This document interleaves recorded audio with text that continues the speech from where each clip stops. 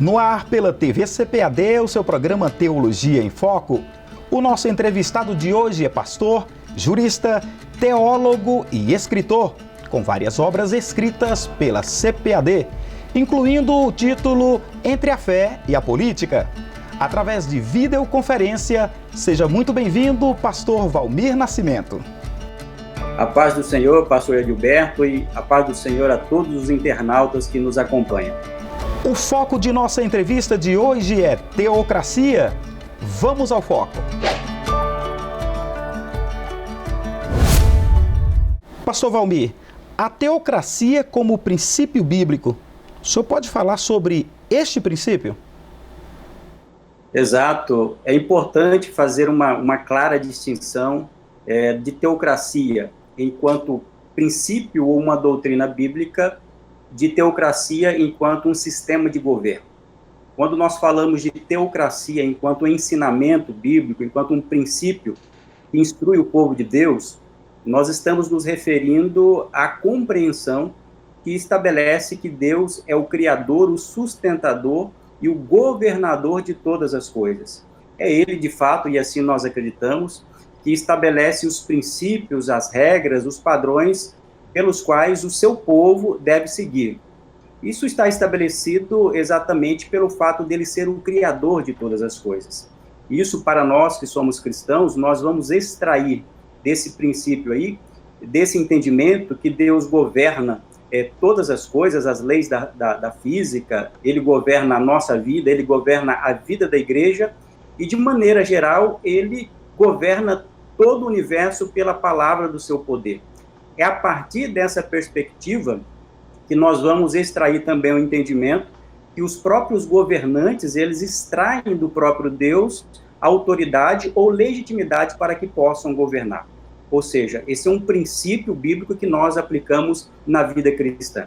Agora, é importante fazer uma distinção de teocracia enquanto um princípio bíblico em um sistema de governo adotado em determinado país ou em determinado estado, segundo o qual aquele país ele dirige a sua política, as suas leis e as suas decisões a partir de um princípio que é um princípio religioso. Então, é importante fazer essa clara distinção sobre esse ponto. Pastor Valmir, como se deu o processo de transição do governo teocrático do povo hebreu para o governo da monarquia e outra? E quais foram as implicações desta mudança? Veja, de fato, o antigo Israel, o povo hebreu, é o exemplo mais claro que nós temos da adoção da teocracia. Nós olharmos ali para o Antigo Testamento, Deus, ele chama Abraão e estabelece a nação de Israel como seu povo chamado, como seu povo eleito, e a partir disso daí ele vai estabelecer os seus princípios, os seus padrões, para que o povo pudesse viver segundo a sua vontade. O exemplo mais claro que nós teremos disso é quando Deus coloca ao próprio Moisés como líder da sua nação, para tirar a nação de Israel do Egito, e a partir dali nós temos um pacto entre Deus e o seu povo, e ele vai esclarecer a sequência e aquilo que o povo deveria cumprir através de uma lei, que é a lei que nós teremos que vai designar e estabelecer a forma pela qual o povo deveria viver. Obviamente que nós temos aqui um exemplo claro de uma teocracia, mas uma teocracia, esse regime teocrático que Israel vai vivenciar, Deus sempre vai estabelecer um representante, uma pessoa que vai ouvir os seus comandos e vai aplicar isso na nação israelita. Nós temos a figura do próprio Moisés, que vai fazer isso inicialmente, nós temos Josué, depois nós temos a figura do juiz ou os juízes que serão a voz de Deus aqui para dar a liderança para a nação de Israel. Depois nós temos uma mudança de regime, que é a introdução da monarquia. Agora, é importante nós percebermos que a introdução da monarquia dentro da nação israelita não necessariamente promove uma mudança do regime teocrático. Por quê? Porque mesmo após o regime da monarquia na nação de Israel, nós temos ainda um princípio, que é o princípio ainda teocrático que perdura. Por quê? Porque se nós olharmos bem no Antigo Testamento, e mais especialmente no capítulo 17 de Deuteronômio, quando Deus estabelece a lei para a nação de Israel, ele já previa que a nação de Israel chegaria um momento que ela teria os seus reis. E Deus estabelece assim, quando a nação de Israel pedir o seu rei, vocês deverão fazer isso e isso outro. Ou seja, Deus vai estabelecer ali que o rei, ele deveria ser da própria nação de Israel, não poderia ser um estrangeiro. O rei não poderia multiplicar mulheres e o rei deveria ter a lei para que ele seguisse essa lei. Então, o próprio Deus, obviamente, dentro da sua onisciência, ele sabia que haveria essa transição. E quando nós chegamos agora na época do profeta Samuel, e a Bíblia vai deixar bem claro que o próprio Deus estabelece a Samuel para que ele pudesse escolher uma pessoa dentre o povo para que fosse rei. O problema ali não foi necessariamente uma transição de um modelo teocrático para a monarquia. O problema ali é que o povo queria uma monarquia que se assemelhasse aos padrões dos povos que viviam ao redor da nação de Israel. Foi exatamente esse o ponto que não soou, que não foi adequado aos propósitos de Deus. Mesmo após o estabelecimento dessa monarquia, eu volto a destacar, nós temos uma figura teocrática. Então, nós temos na nação de Israel uma monarquia teocrática. Qual que é a prova disso? A prova disso é que mesmo a nação, ela tendo estabelecido um rei, e naquele contexto nós temos o primeiro rei, que é Saul, o rei não era a última palavra, ou não era a palavra mais importante para a nação de Israel em termos religiosos. Tanto é assim que nós temos a figura do sacerdote. Então, o sacerdote, mesmo após a monarquia, ele ainda tem a sua validade. Aliás, o grande erro que Saul ele vai cometer é exatamente passar por cima da autoridade do sacerdote Samuel no oferecimento do sacrifício. Então, o que nós temos é exatamente isso. É claro que quando esse regime ele é alterado de um regime teocrático para uma monarquia teocrática, a nação ela começa a descumprir a vontade de Deus e sair dos planos de Deus. E na sequência nós teremos realmente alguns prejuízos para a nação de Israel. E a maior prova que nós temos é que depois nós temos a sequência da história da nação de Israel, nós temos o próprio Davi, que vai reinar a nação de Israel, nós temos Salomão, e após isso nós temos o filho de Salomão, que assume o reinado, e nós temos o quê? Nós temos uma cisão, a separação do reino judaico, ou do reino de Israel, reino do norte, e com o reino do sul, Judá.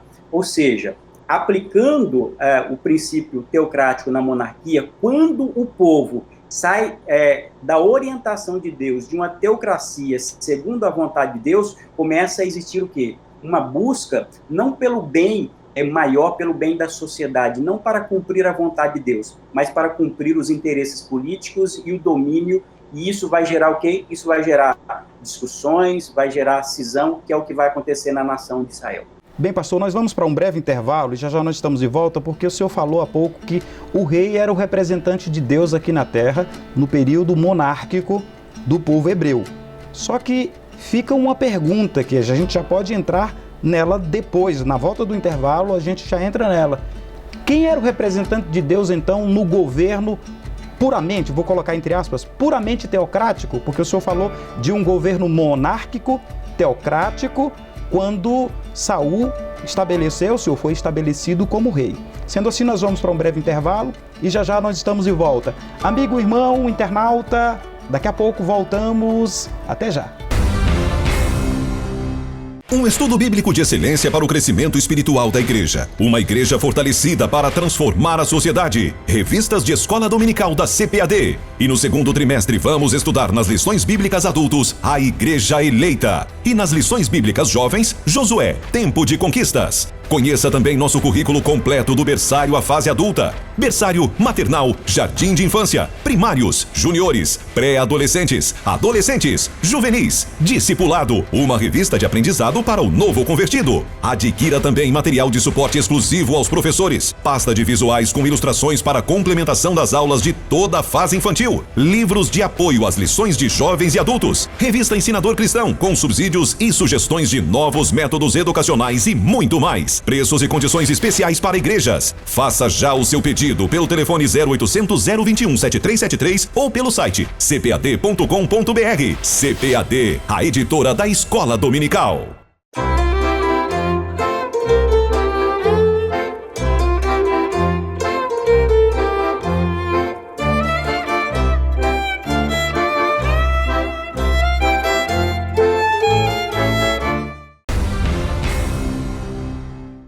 De volta com seu Teologia em Foco, entrevistando o pastor Valmir Nascimento, direto de Cuiabá, no Mato Grosso. Pastor Valmir, falava com o senhor no final do bloco a respeito de personagens.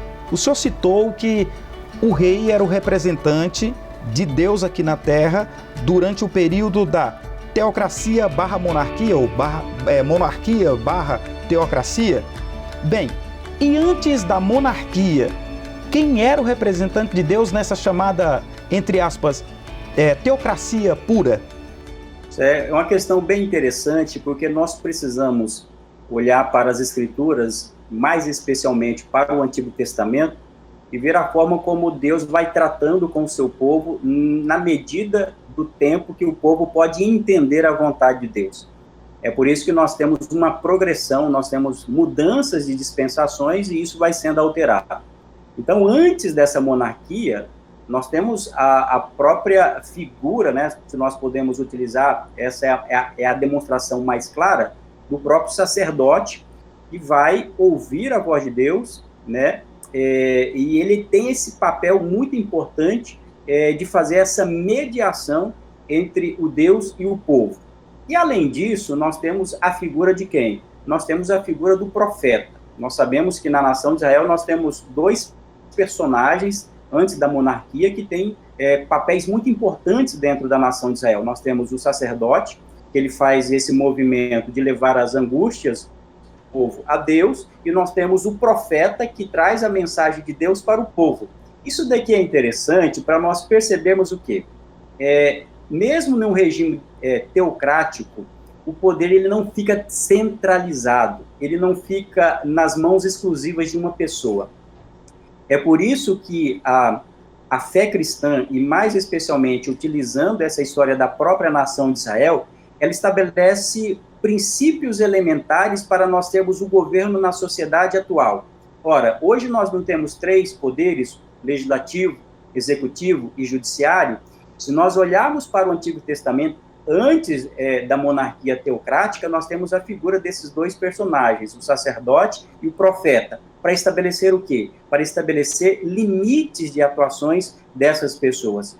Com a introdução do rei dentro da nação de Israel, aí nós temos a figura tripartite, né, de atuação dentro da nação de Israel. Aí nós temos a figura do rei, nós temos a figura do sacerdote e nós temos a figura do profeta. Para dizer o quê? Para dizer que quem tem o poder absoluto é o próprio Deus. E cada uma dessas figuras, embora eles sejam importantes, eles vão ter limitações de atuação e que vão ser supervisionados por outros que também estarão fazendo a vontade de Deus. E os juízes também fazem parte desse grupo de representantes de Deus, porque sacerdotes, profetas, e antes de ser estabelecido o período monárquico, o povo de Deus, o povo hebreu, era governado por juízes. Eles fazem parte desse grupo também? Exato, eles fazem parte desse grupo, e aqui nós podemos perceber que mesmo na época dos juízes, mesmo nesse período, nós não temos a suspensão dos profetas e nem dos sacerdotes. Os juízes nada mais são do que líderes executivos, são pessoas que vão dar a liderança, a condução do povo em relação a planejamento, em relação a enfrentamento dos desafios, em relação às guerras que existiriam naquele contexto. Em outras palavras, a figura do juiz, ele antecipava a figura de um líder do executivo, que seria o próprio rei que viria depois na nação de Israel. Então, os juízes ocupam de maneira temporária, realmente, dentro da nação de Israel, essa importante função de liderar o povo. Nós fizemos aqui há pouco um paralelo aí entre a teocracia e a monarquia. Agora é hora de nós fazermos um paralelo entre teocracia e democracia. Quais são os pontos convergentes e divergentes desses dois tipos de governo? Veja, vamos aqui entender o seguinte.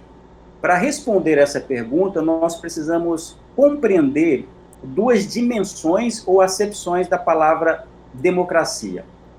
Quando nós entendemos democracia como uma estrutura jurídica para a vida em sociedade, ou seja, uma estrutura que estabelece direitos e deveres, que estabelece mecanismos pelos quais as pessoas podem ocupar cargos dentro da estrutura do Estado, estabelece limites de atuações para o executivo, legislativo e judiciário, nós estamos falando de estrutura.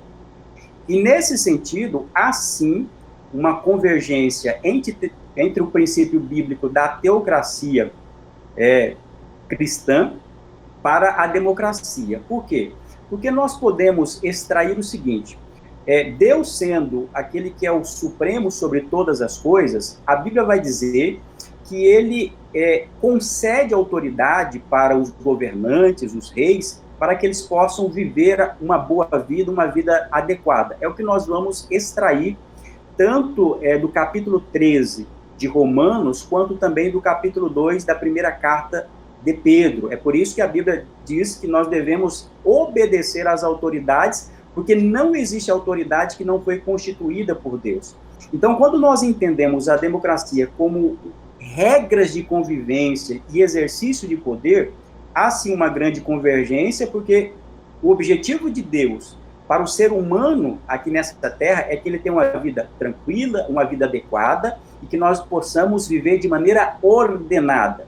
E nesse sentido, a democracia é muito importante para nós, porque ela estabelece princípios e regulamentos que vão dar diretrizes para o exercício do voto, para estabelecer a forma como as pessoas podem ocupar esses cargos de maneira legítima. Isso é um ponto que nós devemos aqui distinguir.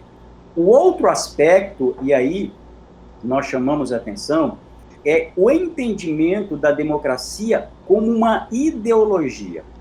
E aqui está o ponto que há não uma convergência, mas seria uma divergência em relação a uma teocracia ou governo de Deus ou a própria cosmovisão cristã. Pastor, a resposta que o senhor está dando está caminhando exatamente para a próxima pergunta, mas nós vamos para um breve intervalo e já nós estamos de volta, ok? Ok. Vamos para o intervalo, amigo, irmão internauta, e já voltamos. Conheça os livros da série Pregadores da Bíblia de Ciro Sanches Zibordi. Serão 7 livros e os 3 primeiros já estão à venda. João, o pregador politicamente incorreto. Estevão, o primeiro apologista do Evangelho. E Pedro, o primeiro pregador pentecostal. Adquira agora mesmo pelo nosso site www.cpad.com.br ou pelo 0800 021 7373. Série Pregadores da Bíblia. Mais um produto com a qualidade CPAD. Conheça a Bíblia de Estudo Holman e surpreenda-se. Esta Bíblia foi projetada para que cada recurso esclarecedor esteja na mesma página com o texto bíblico ao qual se refere. Holman, uma Bíblia de estudo que oferece mais do que você espera e exatamente onde você espera. Mais um produto com a qualidade CPAD. De volta com o seu programa Teologia em Foco, entrevistando o pastor Valmir Nascimento, como disse, de Cuiabá, no Mato Grosso. Pastor Valmir, no final do segundo bloco, eu interrompi o senhor exatamente quando o senhor estava falando a respeito de convergências e divergências entre teocracia e democracia, porque compreendi que a sua resposta estava caminhando para a próxima pergunta. Sendo assim, eu gostaria que o senhor concluísse o raciocínio do final do segundo bloco e já engatilhasse aí a seguinte resposta. A pergunta que faço é: Como conciliar, pastor, o princípio da teocracia em uma sociedade secular? Eu havia dito sobre a convergência quando nós entendemos a democracia como estrutura de vida em sociedade que estabelece regras claras para a ocupação do poder no Estado. Agora, existe um grande afastamento em relação à teocracia quando se entende a democracia como uma ideia em que se afirma basicamente naquele dito popular que diz assim: a voz do povo é a voz de Deus. Então, essa perspectiva, ela não condiz, obviamente, com o princípio bíblico da teocracia. E muitas vezes, nós sabemos que a democracia, ela tem os seus limites. Obviamente, nós não temos como aplicar a democracia, um exemplo, dentro do ambiente familiar. Nós não temos como aplicar a democracia de maneira abrangente no ambiente da igreja, porque nós temos autoridades e essas autoridades elas precisam ser respeitadas. Então, há uma divergência em relação ao princípio bíblico da teocracia, quando se estabelece o exercício de maneira absoluta pelas pessoas, quando isso não é possível em algumas ocasiões.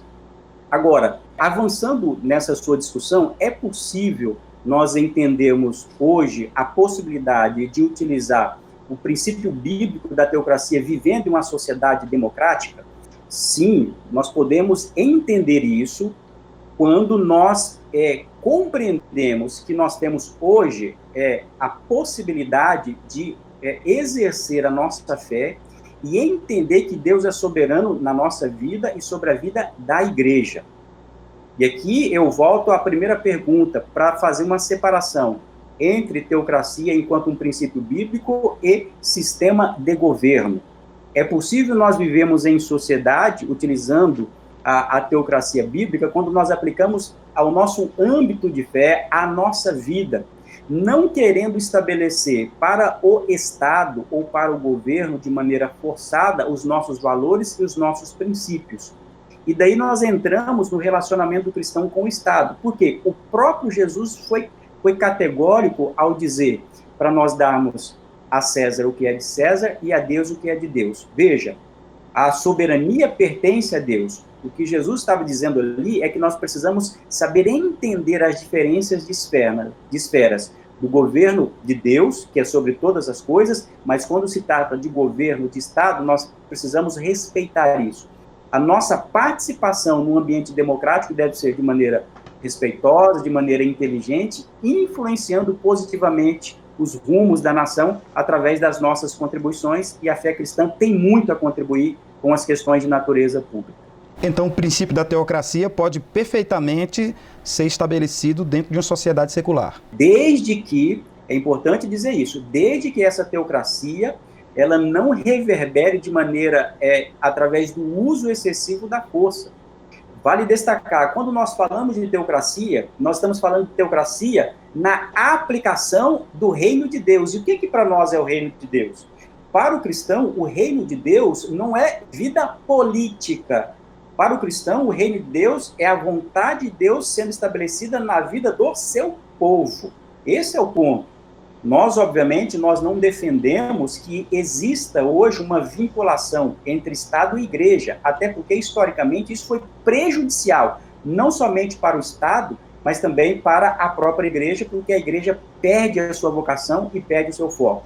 Então, resumindo a minha resposta, nós podemos contribuir de maneira teocrática, mas quando essa teocracia é entendida de maneira que nós estamos obedecendo a lei de Deus de maneira voluntária. Até porque nós não poderíamos chegar a uma conclusão de que as outras pessoas, por exemplo, vamos imaginar pessoas que não são cristãs, que não são crentes, essas pessoas elas devem ser convencidas do Evangelho, não à força ou politicamente, mas pela atuação do Espírito Santo na vida dessas pessoas. Pastor, e como fazer a conexão entre experiência no templo com o testemunho pessoal na vida pública? Isso aqui é interessante porque nós precisamos entender a fé cristã de maneira abrangente, principalmente nós que somos pentecostais. Realmente nós temos aquela experiência pessoal e íntima com o Senhor, com Deus, e nós não podemos abrir mão disso. Essa é uma dimensão importantíssima da fé cristã, principalmente a fé pentecostal. E quando nós falamos disso, nós estamos falando daquela experiência que eu chamo da experiência dentro do cenáculo. Interessante que os discípulos estavam dentro do cenáculo, e dentro do cenáculo nós temos momentos de oração, de leitura, de estudo das Escrituras, daquela experiência íntima com Deus, e é dentro do cenáculo, inclusive, que os discípulos, eles recebem o batismo com o Espírito Santo. Então, é uma parte importante da dinâmica da vida cristã, essa experiência íntima com Deus e com os irmãos. Agora, a fé cristã e também a fé pentecostal, ela não se restringe ao interior do templo ou ao interior do cenáculo. Porque a partir do momento em que os discípulos eles são revestidos de poder, eles saem do cenáculo e vão dar testemunho na sociedade, dar um testemunho público. Eu chamo isso de um pentecostalismo que é extra-cenáculo. Por quê? Porque uma vida cristã, ela começa na experiência privada e é exercida através dos relacionamentos que nós temos dentro da comunidade cristã, mas nós vamos olhar para o exemplo da igreja primitiva em Atos dos Apóstolos, que eles vão testemunhar do poder de Deus na sociedade. O apóstolo Paulo vai fazer uma defesa contundente da fé cristã em ambientes públicos, e mais do que isso, a Bíblia diz que a igreja caiu na graça do povo. Eles tinham tudo em comum, obviamente que não é um comunismo, mas para entender o quê? Que a atuação da igreja primitiva, ela extrapolava o ambiente da experiência privada, o ambiente interno, para uma atuação pública.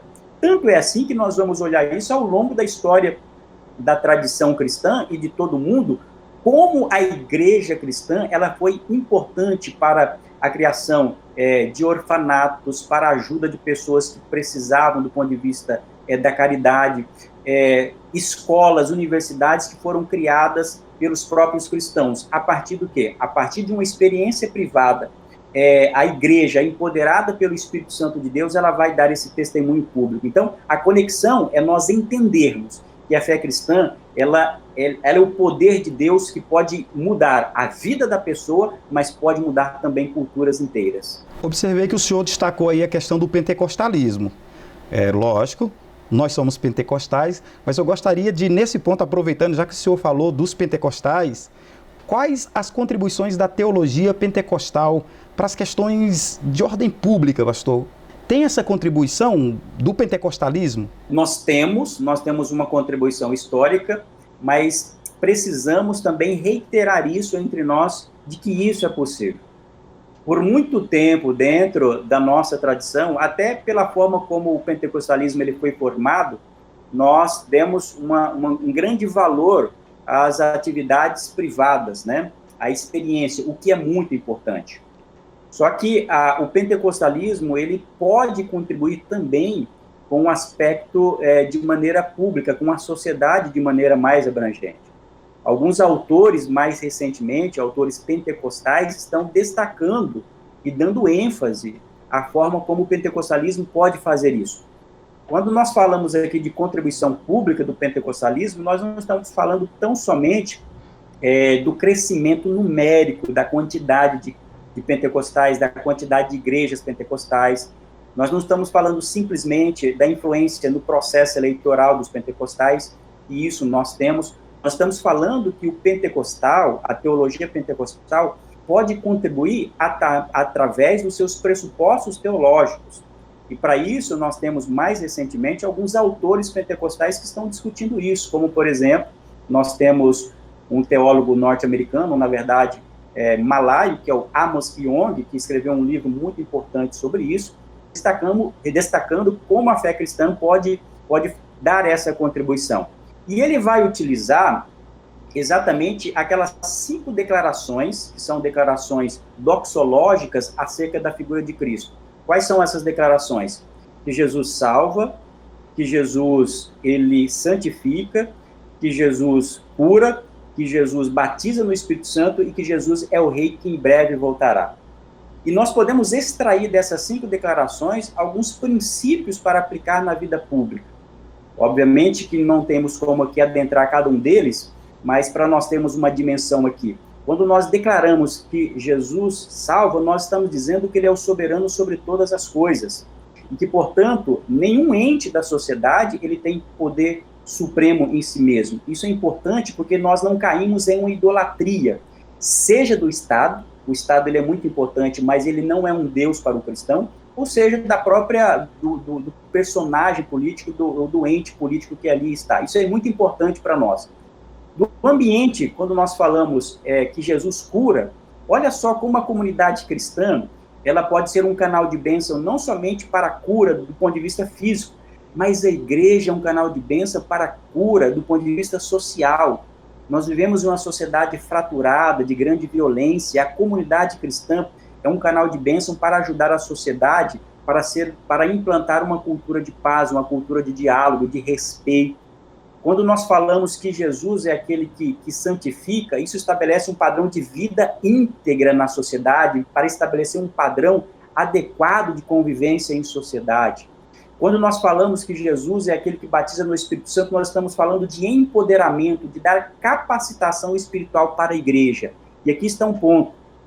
Nós que somos pentecostais acreditamos na profecia. E o Amos Yong ele vai trazer algo muito interessante para nós. A igreja tem uma voz profética. E quando nós falamos de voz profética no aspecto público, eu não estou falando somente de profetizar bênção. Mas nós sabemos que no Antigo Testamento o profeta ele apontava também os equívocos dos governantes e das autoridades, quando existia desigualdade, injustiça social, quando eles estavam fazendo algo de maneira inadequada e fora da vontade de Deus.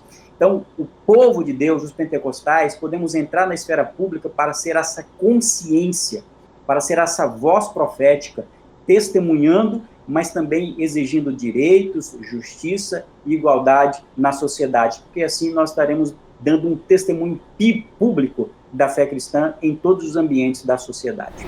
Pastor, eu sei que o nosso programa já está encerrando, mas ficou aqui um gostinho de quero mais, e eu gostaria só de pedir para o senhor fazer o seguinte: o senhor falou ainda há pouco a respeito da influência dos cristãos, sobretudo dos evangélicos, no processo eleitoral. Bem, nós estamos caminhando em um ano onde as eleições para prefeito e vereador acontecerão. Aqui tudo indica, sim, acontecerão. Nós esperamos que daqui para o final do ano esse processo aconteça. Gostaria que o senhor deixasse um conselho, considerando que o senhor é bastante envolvido nessas questões de ordem política e também teológica, e finalizasse essa entrevista deixando um conselho para que os cristãos votem de forma consciente. Como se deve proceder o cristão na hora de votar? Exato, questão bem interessante. Realmente nós estamos em um ano eleitoral e mais do que nunca revigorar a importância de um voto que seja um voto consciente. E para nós que somos cristãos, o que é um voto consciente? Voto cristão, que é um voto consciente, é um voto que é alinhado aos nossos valores e aos nossos princípios. Isso é um voto consciente. Então, nesse ano, é sempre importante destacar que a nossa participação dentro da disputa política deve ser exatamente no sentido de defender os nossos valores morais, os nossos valores da família e os nossos princípios espirituais, porque realmente a igreja ela tem a legitimidade pública para fazer isso. Mas mais importante do que essa participação coletiva é que cada crente ele possa avaliar o perfil de cada candidato, e se ele próprio tem chamada, porque tem alguns cristãos que têm a chamada pública, ele se coloque exatamente para entrar dentro dessa esfera da sociedade. Obviamente, com sabedoria, colocando tudo dentro da orientação de Deus. E sempre, sempre ter em mente que o voto ele deve ser um voto sigiloso, um voto coerente com aquilo que nós acreditamos. E o crente que é crente de verdade, ele jamais vai vender o seu voto. Ele exerce o seu direito ao sufrágio de maneira livre. Ele é influenciado por quem? Ele é influenciado, obviamente, por Deus na sua vida, e daí é importante que esse assunto ele seja discutido, que as nossas lideranças, como é comum, tragam esse assunto para reflexão da comunidade local, e que cada um de nós possamos pensar com muito cuidado em quem devemos votar na próxima eleição, que é um momento muito importante para o nosso país. Pastor Valmir, muito obrigado pela entrevista, que Deus abençoe sua vida, sua família, sua carreira profissional, seu ministério. Muito obrigado. Amém, pastor Gilberto, eu agradeço, e que Deus abençoe a tua vida, toda a equipe do CPAD e todos os internautas que acompanham o programa aí do CPAD. Paz do Senhor Jesus, pastor. A paz do Senhor. Ficamos por aqui com esta edição do seu Teologia em Foco. Se você ainda não é inscrito em nosso canal, inscreva-se. E para receber lembretes de novos conteúdos postados, ative as notificações. Lembro também que o programa de hoje pode ser curtido, comentado e compartilhado. A paz do Senhor a todos vocês, internautas.